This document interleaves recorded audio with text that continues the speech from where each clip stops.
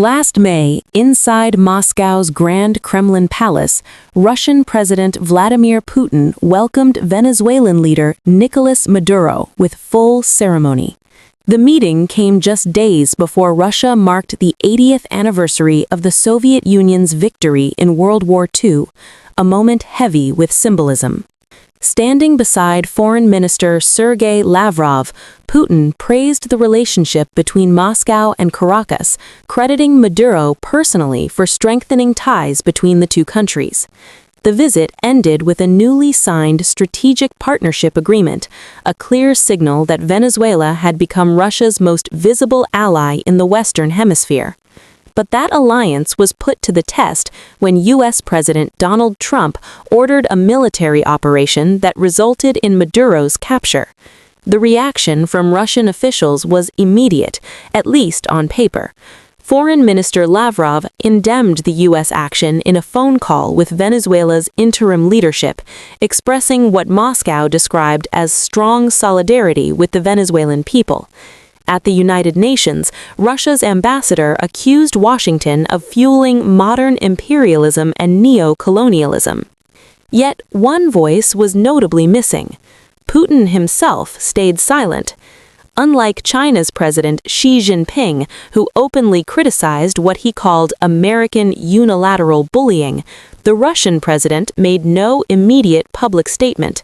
He also avoided commenting on the U.S. seizure of a Russian-flagged vessel shortly afterward, a move that raised eyebrows among foreign policy watchers. For many observers, the silence spoke louder than words. At first glance, Maduro's removal looks like another setback for Putin's global ambitions. In late 2024, Syrian leader Bashar al-Assad, another longtime Russian ally, fled to Moscow after his government collapsed. Months earlier, the United States struck Iranian nuclear facilities, even though Tehran had signed a strategic partnership with Russia. In each case, Moscow stopped short of military retaliation. Russian officials have been quick to clarify that strategic partnership does not equal automatic military defense, and Venezuela proved no different. Despite years of cooperation, the U.S. operation triggered no visible response from Russian forces. The episode also raised uncomfortable questions about Russia's military reputation.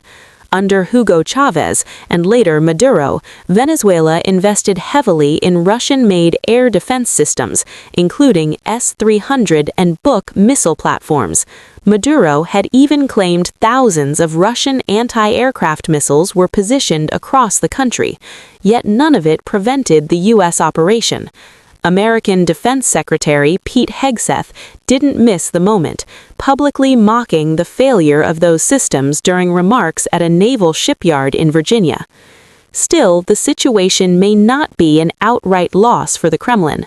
Trump's aggressive assertion of U.S. dominance in the Western Hemisphere, what some now call a revived Monroe Doctrine, provides Putin with rhetorical cover for his own worldview. For decades, Moscow has argued that great powers are entitled to spheres of influence, especially in regions close to home.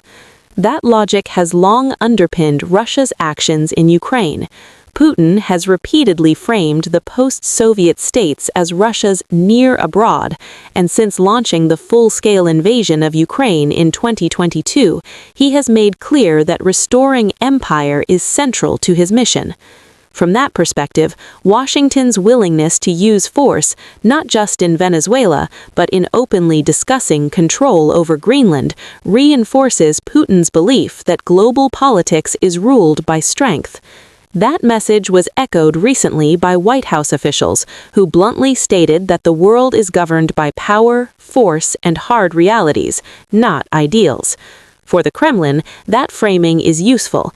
It weakens moral arguments against Russia's actions, strains alliances within NATO, and deepens divisions between the U.S. and its European partners, many of whom are struggling to maintain unified support for Ukraine.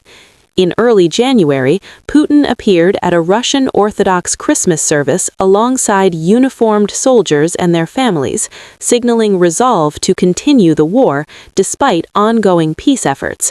In his remarks, he cast Russia's military mission in almost spiritual terms, portraying soldiers as defenders of the nation, acting under divine purpose. The image of Maduro standing in a New York courtroom may highlight Russia's limits when it comes to protecting distant allies. But for Putin, the broader lesson seems clear. In a world increasingly shaped by raw power, restraint may be tactical, not ideological. And in this global game, the rules appear to be changing.